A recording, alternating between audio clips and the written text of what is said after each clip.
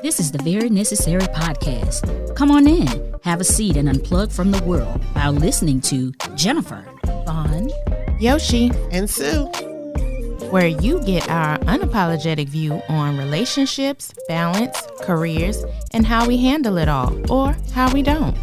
This podcast is like a box of chocolates. You never know what you're going to get. You can catch us each and every Wednesday on Apple Podcasts, Google Podcasts, Spotify, iHeart, Amazon Music, and anywhere you listen to your favorite podcast.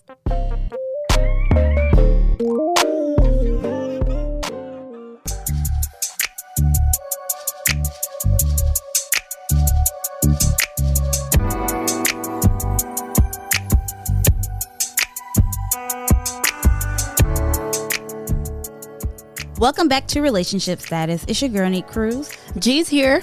CL Butler. And your boy, Yusuf in the building. And you remember, you catch on all podcast platforms. Just search Relationship Status Podcast. And we're back with you once again for another week. It's a good old Monday. Yes. Nique, how was your time this past week?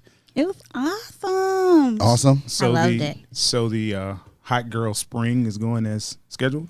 It's not going to be a hot girl. Spring? Not going to be a hot girl spring. It's going to be warm. A lukewarm? Yeah, it's going to be lukewarm. Okay. Yeah. That's nice. How about you? G? I've been trying to, have the birthday week, now I'm pushing. Oh, happy belated Thank you. birthday. Thank you. I forgot Yes. about last that. week. 26? Yes. No, 26? well, 25? Actually 23. 23. Okay, I'm early. yeah. I'm Okay, early. I'm early. So Okay. never try to guess a woman's age. Yes, never. But yeah, it's been a pretty good week. It's I was getting being hot. so facetious when I said that. I wouldn't even, It's cool. 23 is 23, Yeah, though. it is what it is. No matter what it is, it's 23. Yeah, Right? right. Yeah. Yes, okay. CL? Tell me about it.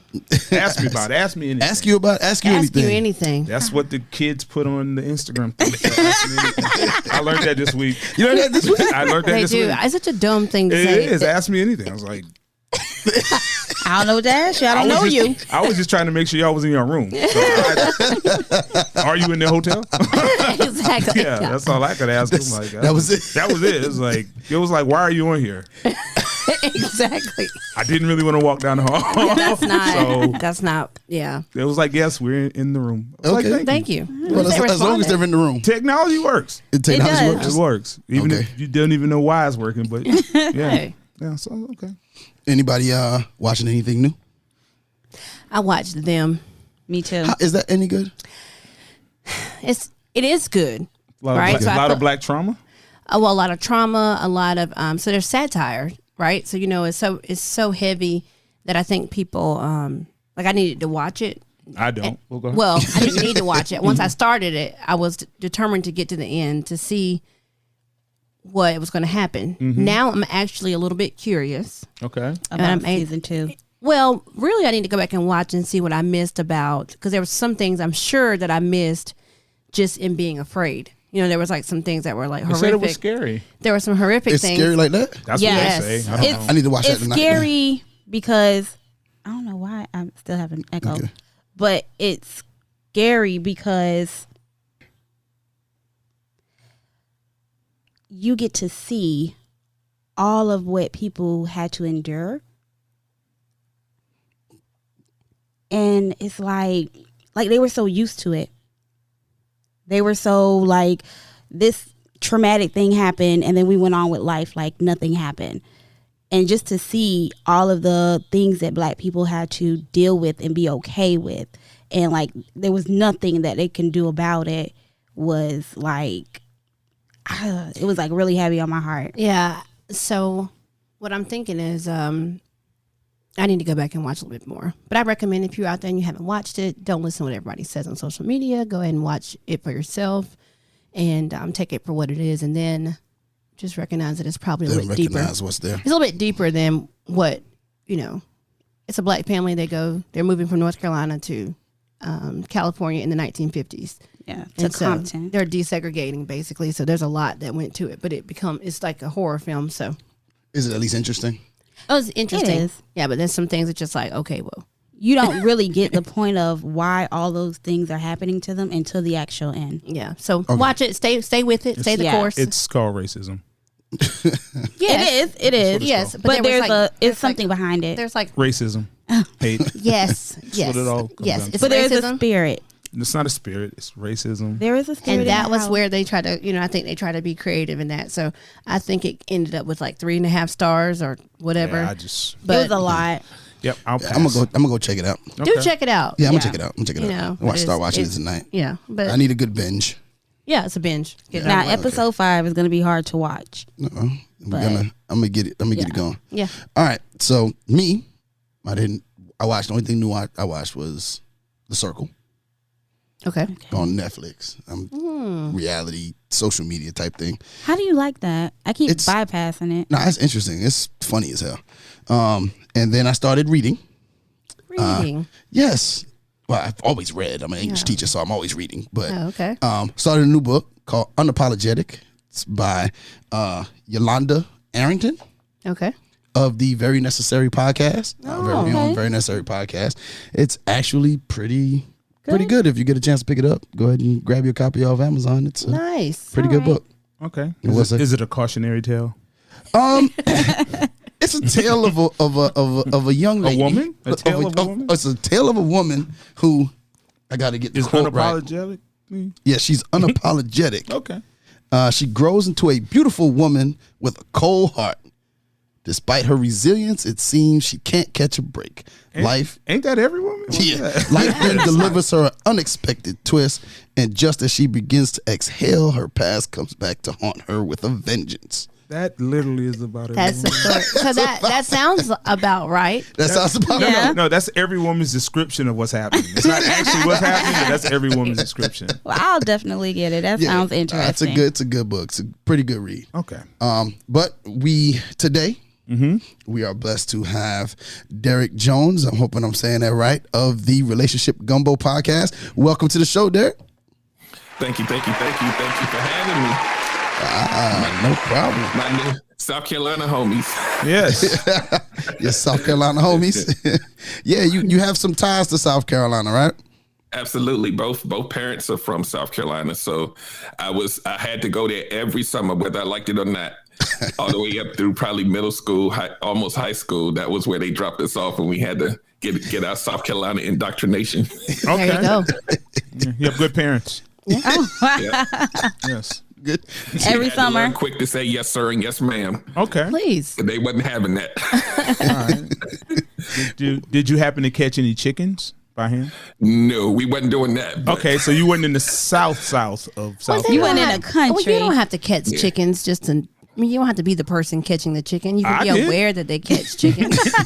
I enjoyed it. Like, Did they roast a hog we or don't pig? we don't eat pork in our family. No, Oh, of course excuse not. me. You Oh my God. Those are the other blacks. for the first time in Piggly Wiggly, though. Piggly Wiggly? Yeah. Scared the crap out of me. Okay. Wow. Not the piggy wiggy, as they say in some. Yeah. Oh man. Well, Derrick, how'd you get into podcasting? Podcasting was something that I kind of played around with the thought of it for a while, at least for a year before I even started to actually podcast, because I had a Relationship Gumbo is the brand, my relationship coaching brand, podcast brand. Before that, I was doing something that was a little more visual. So when I was doing the visual stuff, I automatically just closed myself out of doing podcasts because people can't see what you're doing on a podcast. So once I kind of morphed into being laser focused on relationships and talking about relationships, and then getting certified as a life coach and relationship coach, then nobody had to see me coaching. They could hear me coaching. So then I was like, aha, now I could do the podcast. And so the Relationship Gumbo Podcast was born from that point. And it's really, the podcast is really just about, and I'm also, on top of being a coach, I'm also an engineer by day, right? I'm Batman at night, but I'm an engineer. I'm an engineer during the day. So for NASA, so I'm trained to look for the little pieces in the problem, a problem solver. So it lends that training lends itself into being a coach as well. And so I kind of illustrated through the podcast and spoken word and people tend to like it and they learn things and they hear it from a different perspective, because I don't really see things down one lane. I see it through, because I'm trained to do this, to see multiple layers and perspectives, and then I just try to make it make sense. So that's what the podcast does. Okay. Understandable, Derrick. Okay. What made you want to be a coach, a relationship coach? Well, there's probably two answers to that. I enjoy helping people, right? That's the canned answer. The real meat and potatoes behind it is my life, and you guys are going to hear some of it today, whether directly or indirectly, is a cautionary tale of a lot of me being hurt, me hurting people, then me having the self-reflection to kind of go back and see why I did those things, how it affected people. And the relationship coaching is almost kind of like my way of helping people see the things that I didn't see. Okay. So I'm very in tune with, like, and we'll talk about this in a little bit, with just how people's emotions work and where they come from. And so I'm able to kind of pick out how I felt. How did I make other people feel? And I kind of put that together in a way that people can understand it. Because a lot of times people will just say, do better, communicate better, but they don't get the recipe, pun intended, to make that work. So I come in with the tools, and I give you the tools, and I give you the little details that you miss so that you can make better decisions. Okay, so you kind of started this as in shadow working, doing shadow work. Okay. Yeah. What kind of dynamic, or no, was it demonic? Demonic? Oh, demonic. Yeah. Okay, is it demonic? Demonic. Who? Why are you? What is shadow work? That's why you might cut off. Why they cut off? You saying something not nice? Demonic? Is it on? It's on. It's on. Good. You're on. Okay, y'all tell me my mic off. It was interrupting me. More demons. What is shadow work? It's really just about, it's what most of us don't do. Self-reflection, looking at, where you've been, where you are, and trying to figure out the why. You have to do the internal work before you can be, what you need to be on the outside. So I did that myself. Some people will go to therapy or coaching or something like that. But because my brain works the way it is, when I saw the negative outcomes, it took a while. But once I saw what the negative outcomes were, I had to sit myself down and I had to look at, like, what am I doing? Where did this come from? Okay. And so as a coach, a lot of times I'll see these things in other people, and I'll say, wait, move a little bit to the left. And then the trajectory of their whole, their relationship or whatever they're doing changes just by making little tweaks. That's what I'm good at. Okay. Well, Derrick, what is your relationship status? I am married. Okay. This July will be 11 years. Mm-hmm. Okay. So congratulations. So we just, I'm one of those coaches that actually have a story of success. Okay. Because there's some of them out there that have never gone past a certain stage, but they'll claim that they know everything. So we're not going to go there, but there's some folks that's been in this. Shots fired. Yeah. They're making it hard for us out there, but I'm still out here championing love and relationships all day, every day. Oh, okay. Don't y'all share the first name? One of these guys. We do share the first name, but that's about it. Okay. Because of my age, I had it first. Okay, you had it first. Okay. Well, let's get this conversation started today. Derrick is going to lead us in today's ceremony. It's the relationship gumbo takeover. The takeover of relationship status. Yes. So what I wanted to talk about today, and it's something that I talk about a lot, is what I call predators. Some people call them players. And where in a lot of cases it comes from, because a lot of people look at the monster. They look at the person that hurt them, and they'll say that person is a bad person. They hurt me. They wasted my time. They did all of this and that. And what people don't realize is that, because once again, I like to go back and look at the origin. Like, I'm a comic book guy, so I look at the origin story. How did this person become this monster? Because they weren't born this way. And like I said earlier, I became that monster. Okay. I was for a long time. And I didn't realize that, and what I'm doing right now, because a lot of times when I talk about predators and I try to humanize the predator so that you can understand, it doesn't mean that that it's an excuse. It's just understanding, because you still probably need to leave them. You still probably need to do whatever. But I'm just trying to help people understand where it comes from so that you can kind of understand why it happens, because everything comes from a place, right? And so what I mean by that is, and I created 2 characters on my podcast that I talk about every now and then. And the names are kind of cliche, but I had to do this because I couldn't use like Keisha and Tyrone. So I called them Billy and Susie. So Billy, sounds ladies be coming for me when I start using certain names. So I had to use some names that would translate. So what the reason why I picked these characters, and it'll make sense. This is a revelation that I came to, even at this, I would say within the past year, of how this actually works. So Billy is a predator. Billy, and just for the people that are listening, Billy is me. Okay, so when I tell the story, it's really about me, but I had to use Billy. Billy's a predator. He hurts women. He doesn't really have empathy for anybody's emotions. And he moves with impunity, and he doesn't care. It's really about him fulfilling himself. Kind of, sort of, in a way, sounds like a narcissist, right? Mm-hmm. But Billy, if you go back, Billy was about 19 to 20.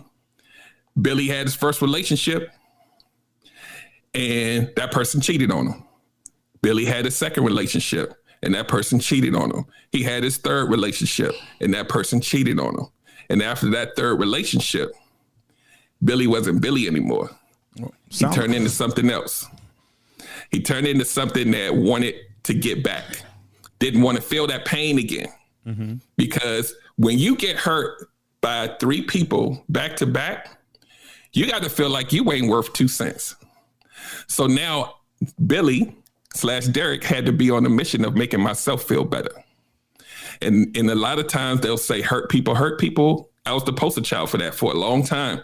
And here's the dynamic and the revelation that I came to when I was out here and hurting women, right? And this topic right here, it goes a little deep. When as a man, you do the predatory behavior and you hurt women, that woman in turn, if she doesn't take time to heal herself, could possibly hurt another man. Okay. You follow where I'm going? Mm-hmm. And that man then could potentially become Billy because of what I did. Okay. Get it? Yeah, so absolutely. It's a cycle. It's a cycle. And what I've learned over time is you never get away from it. Karma is real. So if you don't get it, it might be your kid. Somebody gonna catch it if you don't realize how to kind of maneuver into having better behavior. Mm-hmm. And we have these kids, and the kids start acting out and doing stuff, and you be like, wait a minute. They're just mimicking what they saw. Yeah. And then that kid doesn't have to get hurt in a relationship. They're already starting off dysfunctional. And then they in turn create a Billy or a Susie, and the cycle continues. And it wasn't even about them being hurt. Catch that. That right there. When I thought about that, I had to take a breath, because I was like, and then what happens is, as men, mm-hmm. we want to find wifey, hopefully, right? And we want her to be a certain way. We want to find a woman that doesn't have the damage. After we was the one that created all the damage, all of the damage. We want to find somebody that don't have that, because we want our wife to be this person that's a little purer than most. And we want it, right? Ideally, we don't want them to have all these things. But guess what? You might have set Susie on a trajectory to be promiscuous. You might have set her on a trajectory to be, depressed or damaged. And then when someone else meets her, they have to deal with that. So it was a lot. And what I realized is that a lot of times as men, mm-hmm. we are conditioned from a little kid to be predators. Yep. Oh Lord, here we go. Yep. Right? They go very early. Nique Very early. Well, hold on. It's about how many you can get, and you get a pat on the back. And what that pat on the back does for you from your boys or whoever it is, it releases dopamine, make you feel good. You got to keep doing it. Get that dopamine high. And when you are in a tumultuous situation, like a relationship breakup or something catastrophic happens in your life when you're dealing with whoever you're dealing with, what have you been trained to do to make yourself feel better? Shut down. No, is that what you've been do? trained to go find women. Find other women. Oh, so the only way to get over an ex is to get under the next. Yeah. Oh, is that what they say? That if you get multiple yeah, I've women, heard that about what you get a pat on the back. Mm-hmm. Oh. So if that's how you make yourself feel, and yes, the shutdown and all that stuff happens too. But when you go find this next woman, are you showing up as the person that she deserves, or are you showing up as a broken person that just is there to just get something temporary from her and move on? Because you're not going to really commit. Okay, I have a question. If Billy, you said Billy was raised to be a predator, because you said young men are raised to be predators. Yeah, at times. Then why was Billy? Not all of us, but a lot. Then why was Billy hurt when he got cheated on? If he was raised to be a predator, because in this case, Billy was raised to be a predator, but Billy never brought into that, right? Okay. So while all Billy, aka Derrick's boys, was out here slaying stuff, I was 2021 just now getting my first girlfriend. So I'm coming in, as you would call it, a nice guy, doing all the stuff that I thought I was supposed to do. And in hindsight, I realized what they didn't see in me that made them do that. Even though I don't condone the cheating, I understand that they saw someone that possibly may have not had it wasn't alpha enough for them. Because I'm coming in, green. So they're like, he's a nice guy, but that's really all he is.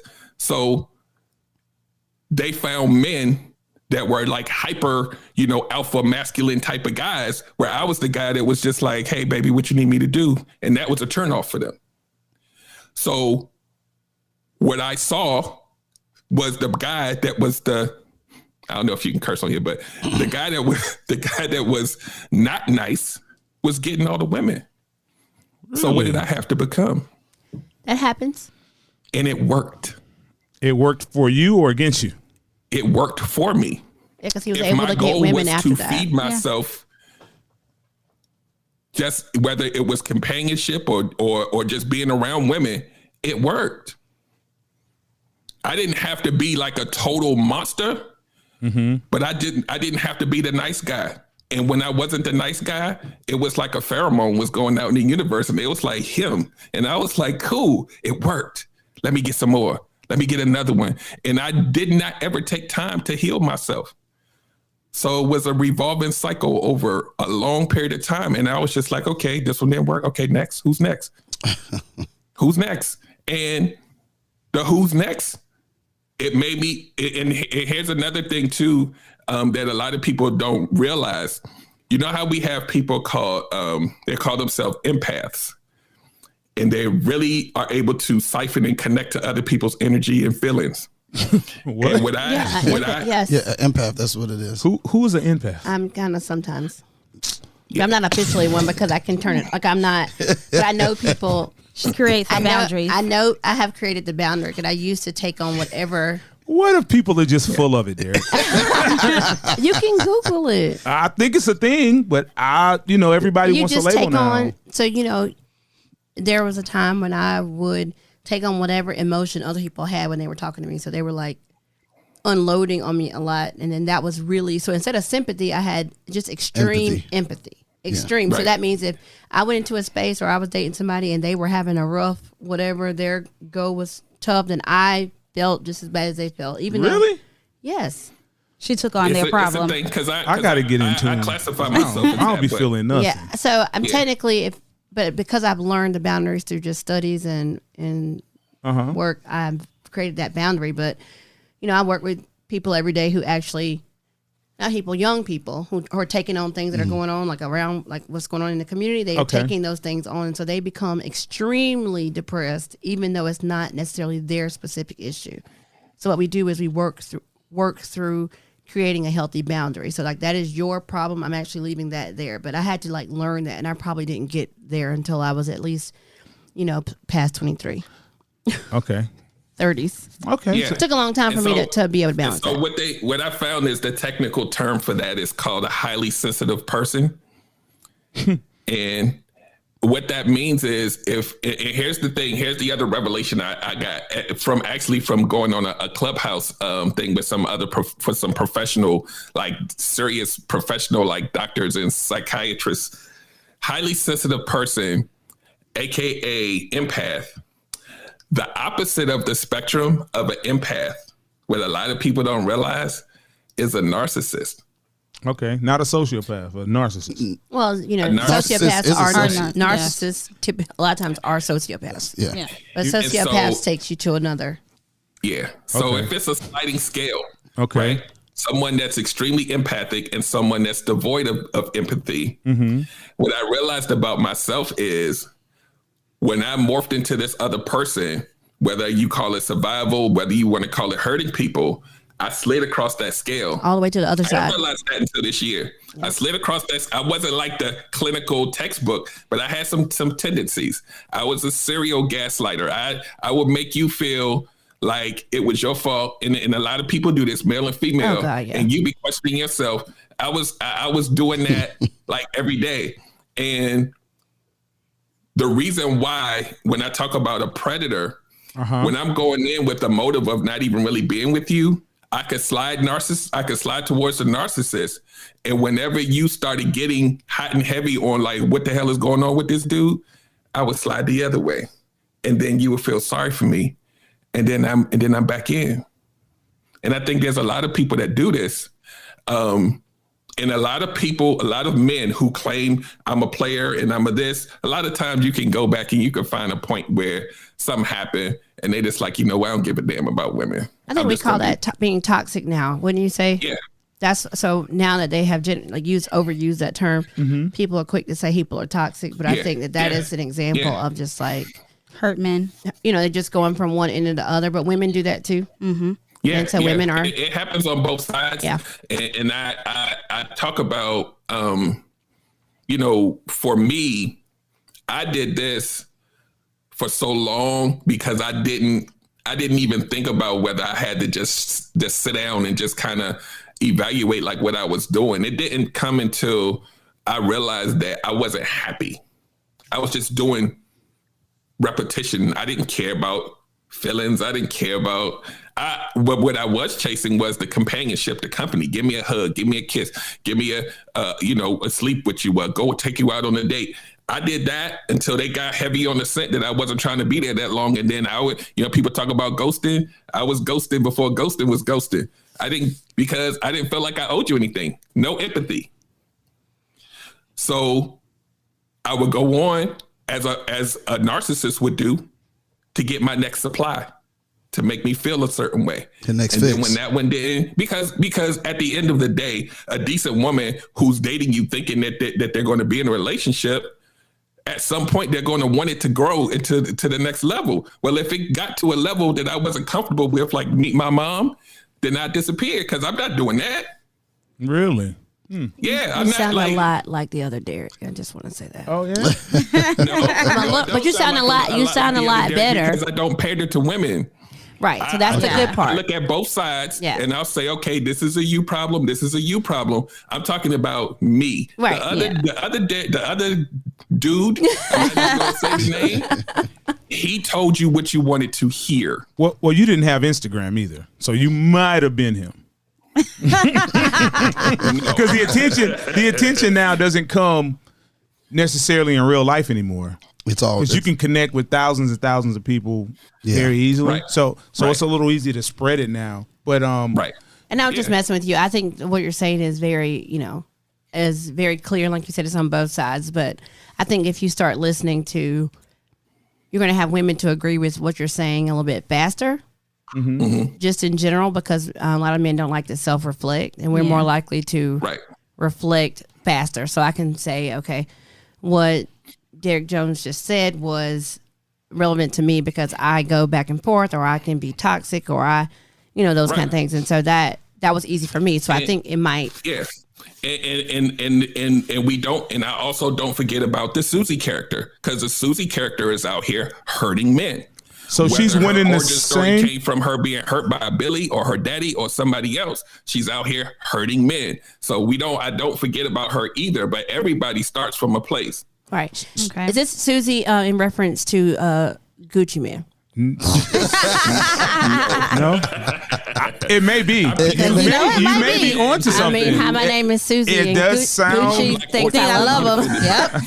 I was just asking. I mean, I know you were trying to be generally speaking, but why not? I had to do that. So, like I said, if I would have said Keisha, then people would have came for me in the comments or something. Like, why she got to be Keisha? Why she got to be black? So both are predators.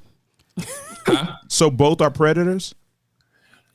In a way, yes. Yeah, because for the most part, Billy made Susie is, like a predator. Said, that karma, Susie could have been damaged by her parents, or Susie could have been damaged by Billy. But either way, Susie need to do some healing too. Well, maybe it's not, or maybe sometimes I don't even know if it's where they hurt. Like maybe family didn't hurt Susie, but she may have seen certain behaviors, and she doesn't want to go through that. Same thing in the end, though. Yeah, it creates the same. It's about the behavior. Yeah, it creates the same person. I think that it's just sometimes I don't think parents are real cognizant of how their behavior influences how their children see the other sex, so to speak. I think it's about not just based on seeing the relationships of the parents. I think that's important too, but I also think how they're raised and where they value what's valued. What's valued in their house. So attention is valued, money is valued. The clothes, these things, or this guy needs to be doing this for you, or whatever. Yeah. If that's valued, and that's what Susie's going to present. Yeah. And then some men enjoy that, and so that their predatory nature will come together, because that Susie just needs me to cash up her $100 at the beginning of the week, and she doesn't even bother me. Yeah. She's not even. We don't even want to get into how dating and relationships are now. That's a whole. But I mean, that's what Cash App before with back you could just come and give me cash. Yeah. Western Union.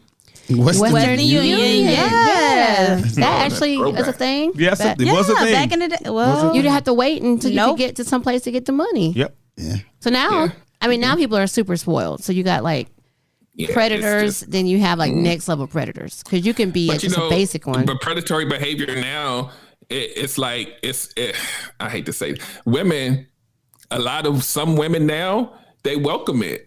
Because you get two predators together, then they like, okay, you doing it, I could do it too, no problem. And it's like whatever. And so because each side, whether they're pretending or whether it's real, has shut themselves off from that thing that connects us, the feeling, the empathy, and all of that stuff. So the woman is like, okay, you want to do that? Cool, I can do that too. And we can be a situationship. I don't need to go out on a date. Let's just hang out, and and then it is cool. Well, it's never cool because neither person is actually telling the truth. You're right. Yeah, you're right. Their claim it's cool. And that's what I just talked about this on Instagram yesterday. Most of us aren't built for that life. We could claim that we can live an unattached, don't care about people's lives, and but the thing about it is when people get into these situationships, they'll say that we just hanging, but then you can't go see nobody. You got to be captive. We're going to pretend like we boyfriend and girlfriend, but I don't have to be accountable because we're not technically in a relationship. So it gets crazy. Is that more of a woman thing? Oh, no. Well, hold on one second. Before you say no, I think it starts off with women and men take it too far. But it usually starts, I think the possessiveness starts more so with women. I agree. No, I agree, because once you start liking a guy, a lot of times, once you start liking a guy, you kind of only see him, and then you don't, even though there's no title, there's no nothing, you kind of don't want him talking to other women, and that starts off there, and you kind of in your head are in a relationship that you're not actually in, and then he's enjoying the attention he's getting. He doesn't want you to give it to anybody else, but he's also not ready for that title. Yeah.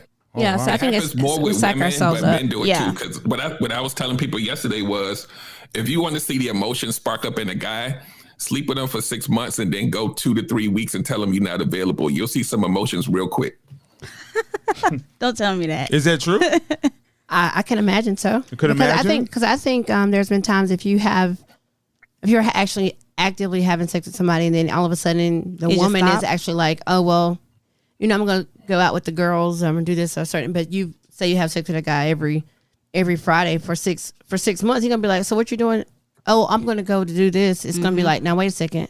This is our day. This is our thing to have, and then he's going to be like, well, she's got, and then his head starts to do weird things. Well, you have to have sex with him on Thursday and then go out on Friday. Absolutely. So you can't just. You got to switch up the days. But you see what I'm saying? But even if you switch up the days, he's going to question it. Saturday is not even good. No, it would have had to be before the actual Friday, so it had to be planned. Yes, be planned out. Yes. To make him feel special. But that's true. Because, but I think because in this scenario, the woman is well within her right to go sleep with somebody else if she want to. Yes, and that is just. Derrick, what kind of blasphemy are you putting in the atmosphere? No, that's not her right. It is her right. She can do whatever she wants. She's single. She is a possession. She is not a possession. Yes. She is a possession. But she's not, but that is what happens. Oh. So you see I'm how being a predator right now? You are? Yes, you are. Okay. But I already knew when this conversation started that you might fall into the category of being a predator. Oh, I'm actually not. But not that it. kind of predator, I'll but just the way on. that he describes that, at some point in your life, not necessarily like right now. Okay. Yeah. At some point. I think we all have. I was say we all have.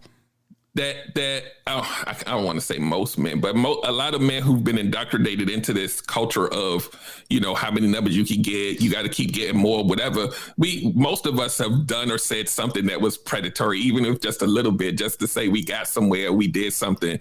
And it takes time for you to realize that don't really lead you anywhere. But in the moment, it feels good. Okay, now. Conquest. Now, I'm going to say this about men. Okay. And I'm going to agree with you. Women actually act as if they like it. So we think we're doing a positive thing. And they say, no, you're being crazy, but this is what you like. What do you mean? Well, I think we like the attention. We like the fact that you are showing us you want us.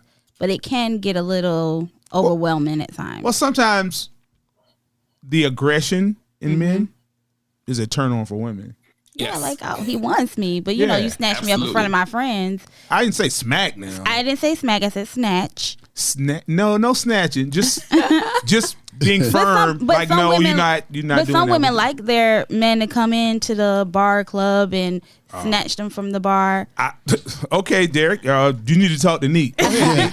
I didn't say I did. I don't. You can identify with these women or whoever this person is. I don't go to bars, so I don't know. So, Derrick, Nique. Here you go, judging again. I'm not judging. You are judging Judgerson like I said every in the beginning. Wow. That stuff that she's talking about, it works because I think a lot of women innately are drawn more to the confidence, to the alpha male that's going to come and grab you versus the guy that's in the corner trying to figure out whether you're going to turn them down or not. Oh. And what I always do to have to do this on my show way back in the day when I was out there, it worked like a charm in the club, in the bar. Whenever you would buck back and be like, no, you're going to, your number is going to be in my phone before I leave. They would be like, oh, for real? Let's do it now. And I'm like, damn, I just kind of talk to you in a way that I normally wouldn't have, but it worked.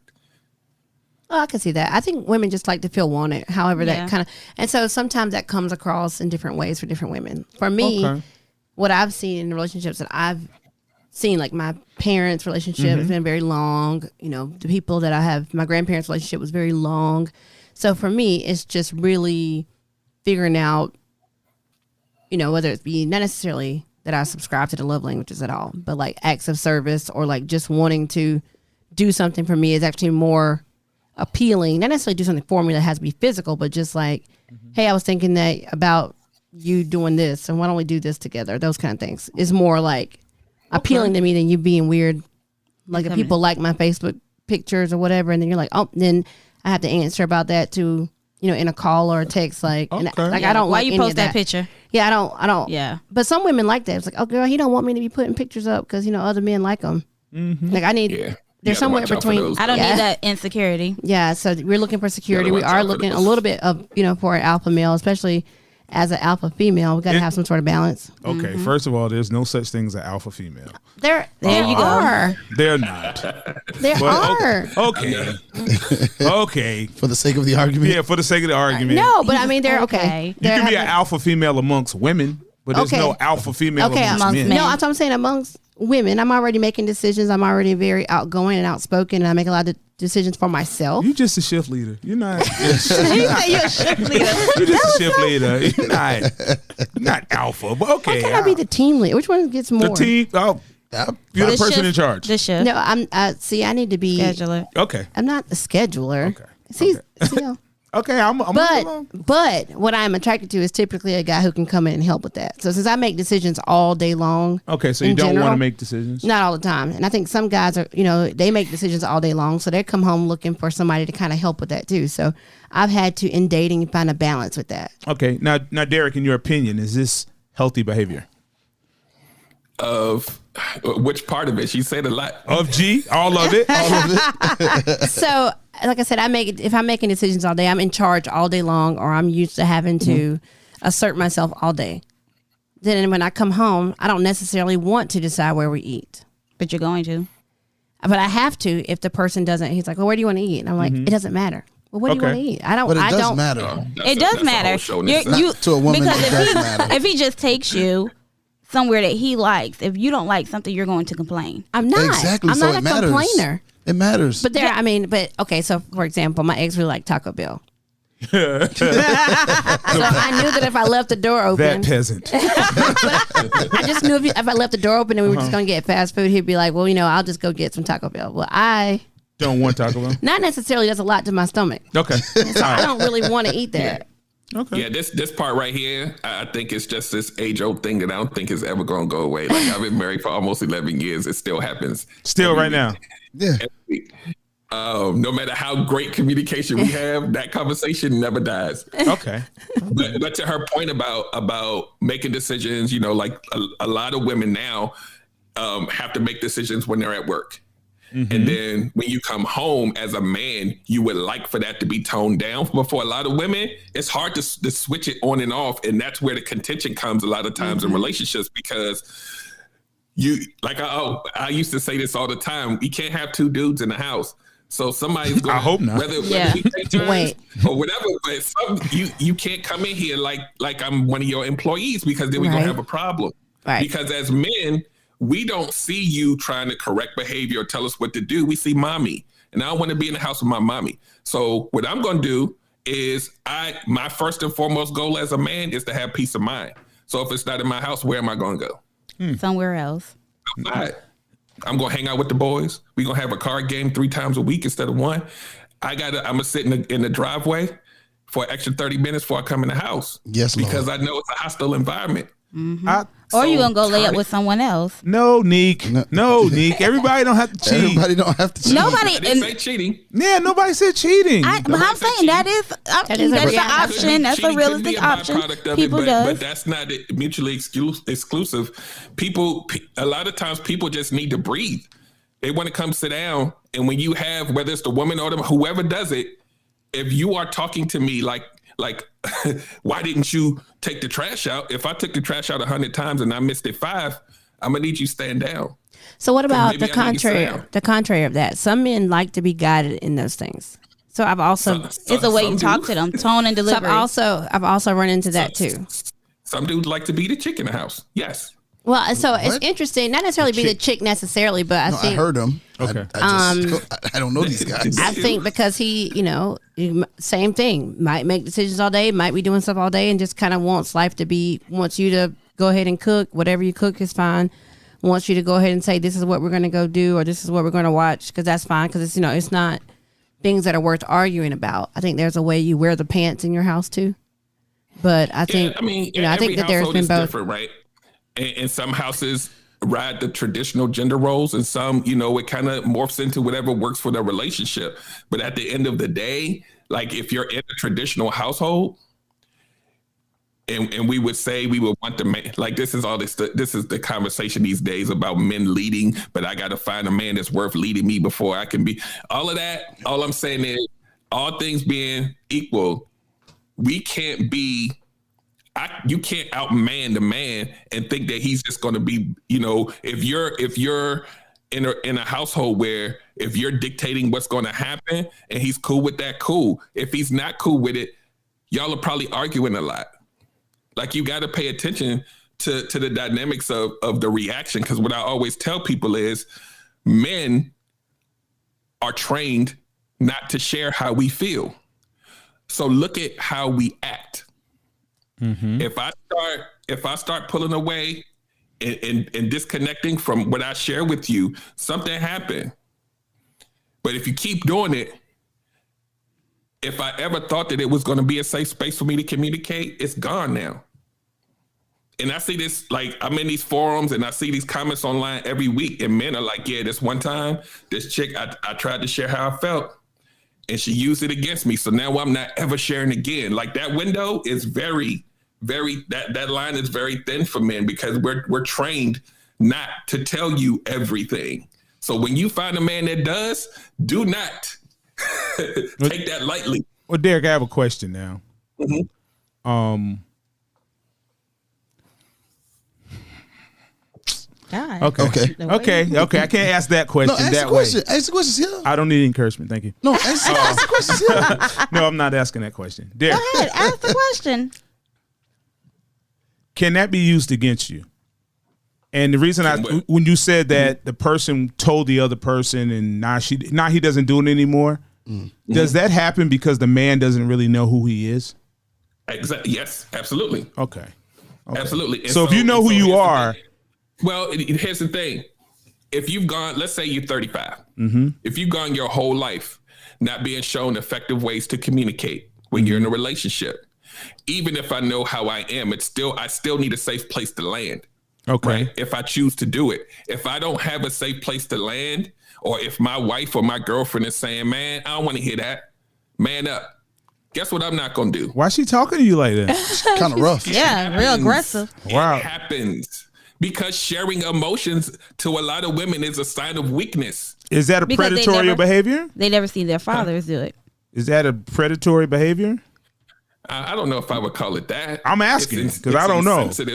It's insensitive. It's not empathetic. I don't know if I would call it predatory, but a lot of and I feel like I've met them all. But there's a lot of women out here that will say, "Man, come on, man, that tear you just had come out your eye, come on, man, what are you doing?" And it's like, but I'm depressed.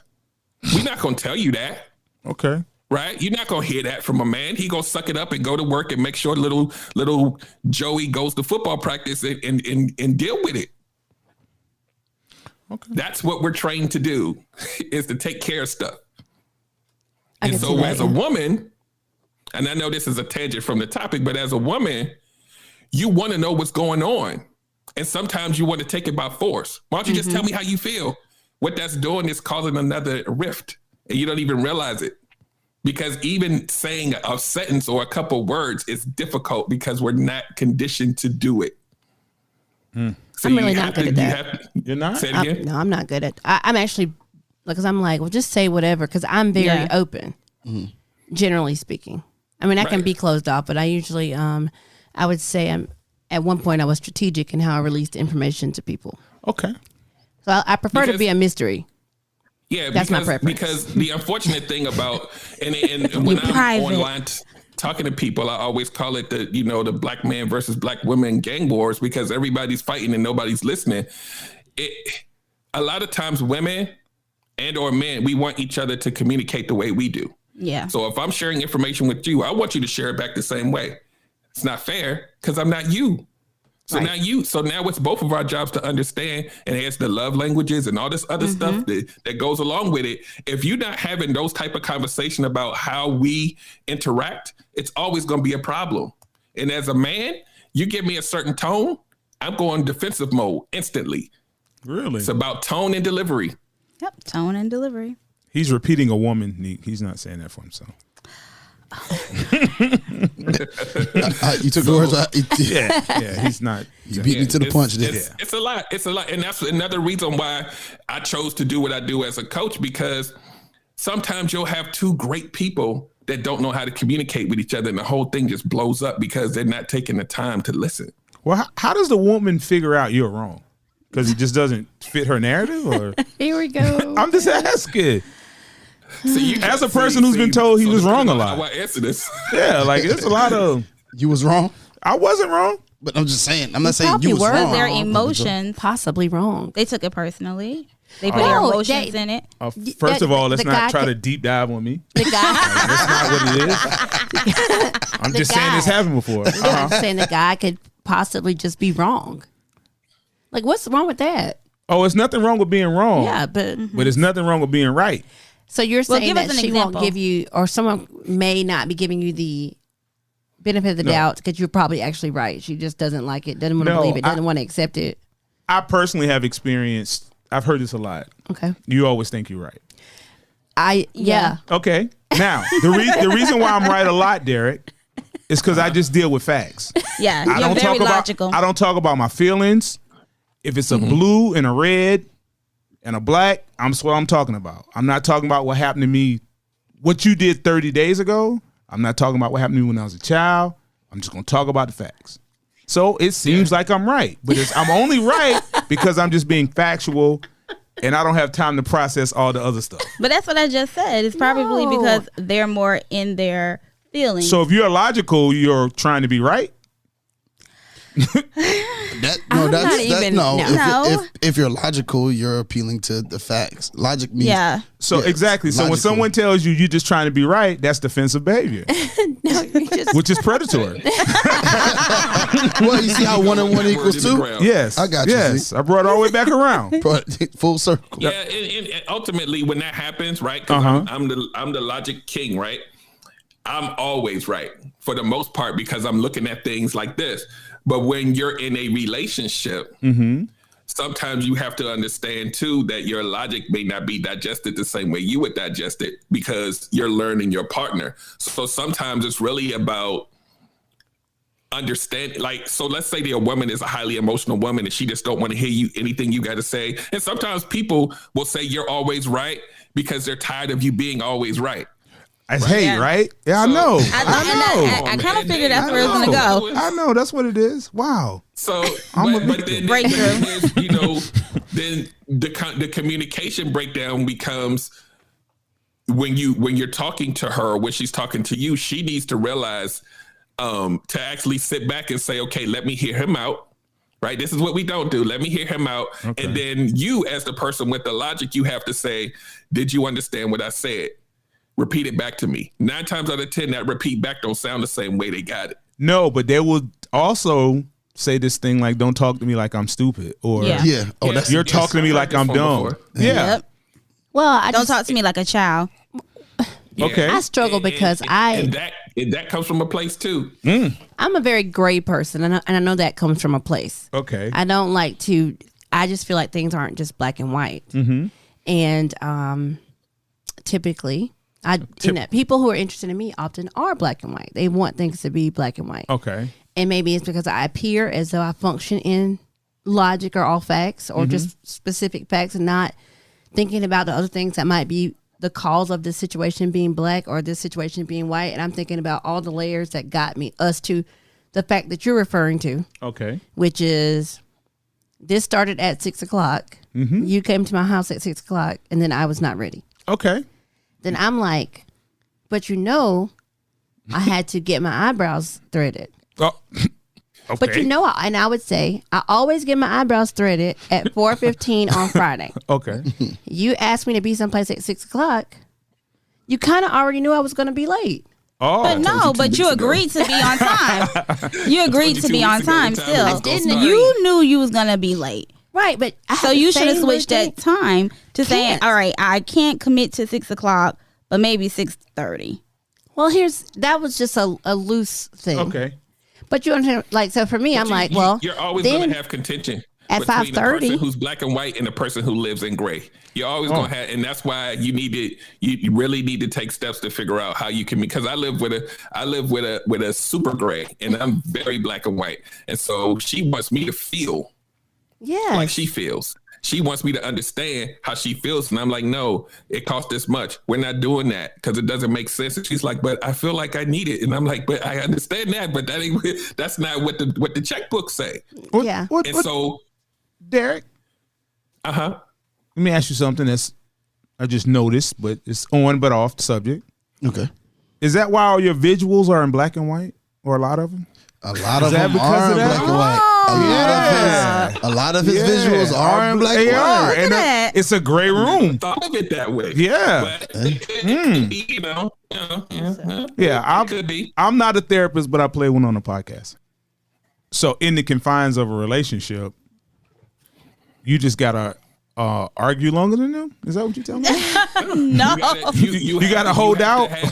You have to establish rules of engagement so that you don't hurt each other. Arguments happen, but when you hurt, you resent. When you resent, you detach. So like sometimes it's something as simple as, you get a pen and you say, while I'm holding this pen, you can't say anything. And then when you had the pen, I can't say anything, so that you can listen to what I'm saying. Because if you're reacting to because of your feelings, you're never going to hear me. But if we establish that pen is the thing, or this is when we're in this room, it's a no judgment zone. So when we go here, I can say how I feel and you're not going to crucify me because of how I feel. Let me get it off. And then when you want to get your stuff off, we can go back to that room. Like, people have different ways that they do it. But when you have rules of engagement, it's set up so that you don't hurt, because that hurt turns into other things. So this works with a woman? As long as you do this when you're in a time of peace, and happiness, you got to set up the rules in the time of peace. Yeah, you got to do it while everything's happy. Okay, the rules of engagement. Okay, so no, the rules. No, trying to add the rules of engagement in the middle of the argument. No, you have to establish this. So you know what? I got the pen in a time of peace. I'm picking up the pen. Yeah. Okay. It could be a weapon. Yeah. At some point, okay. So we gotta, It all comes down to effective listening and communication. Yep. I struggle. I just struggle with that.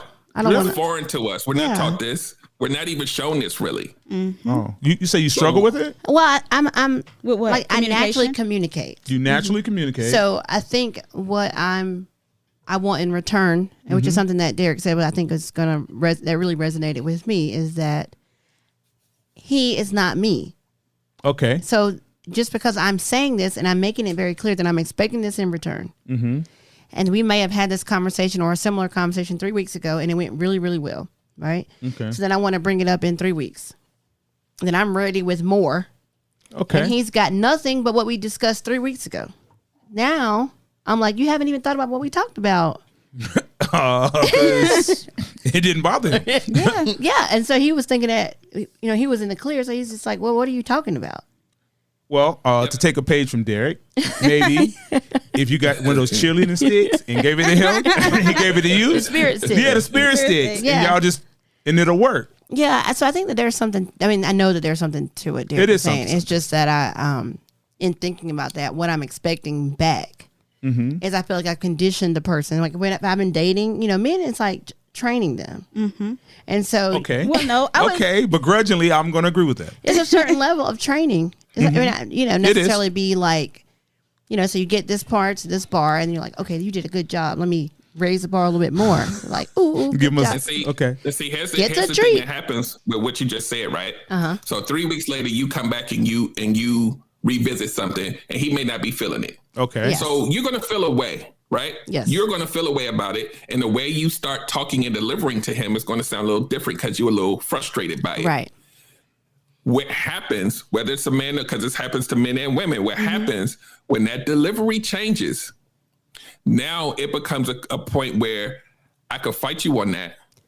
Right. Or now I could start building myself into a person that knows that that's how you are. And I'm going to choose to avoid even making you be that way so that I don't have to deal with that. I don't have to deal with the repercussions of this type of conversation And I'm going to start over time. If that happens enough, I'm going to start building a little bit of resentment because I don't even want to now. I don't even want to share. I don't want to share with you no more because it might end up sounding like that again. Right. I don't want that. So let me just, you got it. We good? Cool. We good. That's what you start sounding like a mother.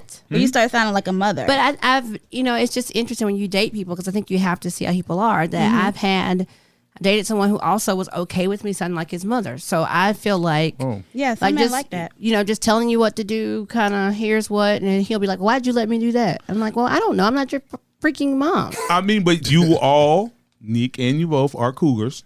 So I'm no longer a cougar. Y'all date younger men. So that's younger men behavior, right? No, that's all men behavior. Oh, that's the older men I've dated. They're older men too. They're not. Okay, I didn't know. I never dated the younger men. guys. there's just different. So wide range. So wide range. It's not just younger men. I mean, I'm just not from. I have a range that I could date. Yeah, but I'm just saying that behavior doesn't happen with younger men. It happens with most men. It just men in general, they have a preference, but not the mama thing. Men. Okay. But it just depends on how he was raised with his mom. Oh, okay. So that's different. So he could be the same if he's 50 or if he's 30. Mommy issues, you just don't hear about it as often. Yeah. Women have what issues? Men have mommy issues. Mommy issues. Yeah, men have mommy issues. They want to be mothered. They want to be baby. They want to be mommy. Then they're like 50. Yeah, and it's just but it's like, well, why would you let me do? Why? I mean, this behavior was happening. When he was like, well, why would you let me do that? Why would you let me just get that far out there? You didn't say anything, and you didn't say it was bothering you. It's because I'm not your mom. I mean, what you should tell me. Yeah, you should. I think it's cool, and you think it's the dumbest thing ever. So why you didn't tell me this was stupid? Yeah, just tell me, hey, my guy. Sometimes, but sometimes you're like watching a person. You're like, well, maybe. I want you to just tell me. Don't watch me because I'm dumb. Just tell me. But that can also backfire too. Yeah, I know what I am. But that can also backfire on you because no, it won't backfire. Something, just tell me to stop. Because I don't be knowing. But men listen better of things like. So it's so interesting to me that you said that. But men listen better like to things like sexually. Of course. Because but it's like, okay, don't do that. I don't like that. Change. Yeah, they're not doing that anymore. Well, you want to do a good job there. Of course. I don't really care how I make the bed. Like, this the bed. But see, here's another thing that breaks down with what you said too is him being mothered. If it's something you don't like, then you'll live in a personal hell with him over time because you don't like it. And he doesn't know you don't like it. And you may not even belong there. That might not even be the man for you. Right. So you're going to sit on that and you're like, well, I don't understand why he's like this. It's been 2 years. You ain't like it now. Yeah. But that's what happens, I think, to a lot of women. And then they build resentment for everybody. Yep. Mm-hmm. Okay. Because you're waiting on something that's just probably not going to happen. The signs have already been presented that it's not going to happen for a variety of reasons. Mm-hmm. And a lot, I'll admit, we've had a conversation before. CO's right. A lot of times men put what is actually occurring in the front. Mm-hmm. And then we actually hear what we want to hear as from that. Yeah. Yes. So, because I truly believe women, we are like, well, no, he meant he's not in a relationship with everybody else. But see, me, I'm special. Different. I'm the exception. Yeah. I am different because I'm me. Okay. A lot of relationships built on hope. Yep. Wow. A lot. Wow. Sometimes it pays off. A lot of times it doesn't. Wow. By the time we figure out that hope ain't gonna happen, we got a kid or two. You trying to figure out we got a house together and all that, and you like, you know what? I might as well just. And when those people make that decision, that I might as well just stay. It just gets worse. Something I talk about a lot on my show is when you have to conform yourself to a situation, right? Mm-hmm. Let's say you avoiding conflict in the house and I'm just saying this just for illustrative purposes, the woman is nagging you, right? Or your house isn't peaceful and you conform to that because you're not going to go anywhere. You got kids. I'ma stay. You then become someone who is not your original self and you're in a house having to wear a mask just to make sure your family is good, but you're really not happy. Right. This is why a lot of times, and we can put cheating on the list with all the stuff I talked about earlier, when you leave the house, there's no judgment. It feels like a drug. Dang, let me go back to the bar because I can be me. When I go home, got to put the mask on. I got to be ready to deflect whatever arguments are coming. I got to make sure the kids, I can't be me. So that's why a lot of times people, when you let's take for an example, a guy goes out to a bar with his boys and he's sitting at the bar and this woman says, "How are you today?" You had a good day today? That alone in itself makes him feel like $1 million. And he's like, you know what? I'm married. Let me go home. Time number 10, after you done been told the trash ain't been taken out and all, you like, man, that good morning sound real good. That how you doing sound real good. Dang, I could be me out here. The key is to build those rules of engagement and have those constant, what I call temperature checks in your home to make sure everybody good. Instead of just thinking that cycle of schedules and all this other stuff is just going to be good for 10 years. Yeah. People change. How they feel about you may change based on that one time that you cursed them out or whatever. We hold on to stuff like that. Yep. And as a man, I'm not going to be like, you hurt my feelings. I'm going to just suck it up. And let it go another way. Happens every day and twice on Sunday. You let the example of just avoiding confrontation alone, that alone. If you emasculated me or hurt my feelings in the conversation and I don't tell you about it, you're probably going to do it again. Mm-hmm. It's just like a little kid. If I don't tell you it's wrong, you're not going to see it as wrong. You're going to keep doing it. And I'm building up resentment over time, but I'm still in the house. So now if that thing that you're doing is hurting me, I have to figure out a way to behave to make you not do that so that I can feel safe. But what I'm doing is I'm changing who I am. And I'm not going to leave. We got bills and kids and all that. I kind of like most of you, but that right there, I need to go out and get a drink. I need to go in the man cave for about 6 hours because I need to breathe. The rules of engagement. Yes. Yeah. Yes.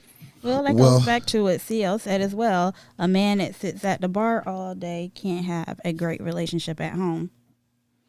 CL's a good guy. I'm telling you, he's every now and then. Okay.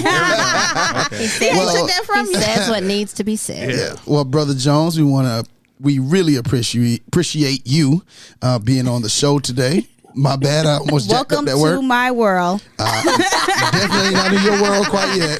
Definitely not in your world quite yet. Not in your world quite yet. Stop. I am not there. Stop. But we definitely appreciate you taking the time out to come on. If you can, tell our listeners when and where and how they can hear your podcast and how they can follow you on social media.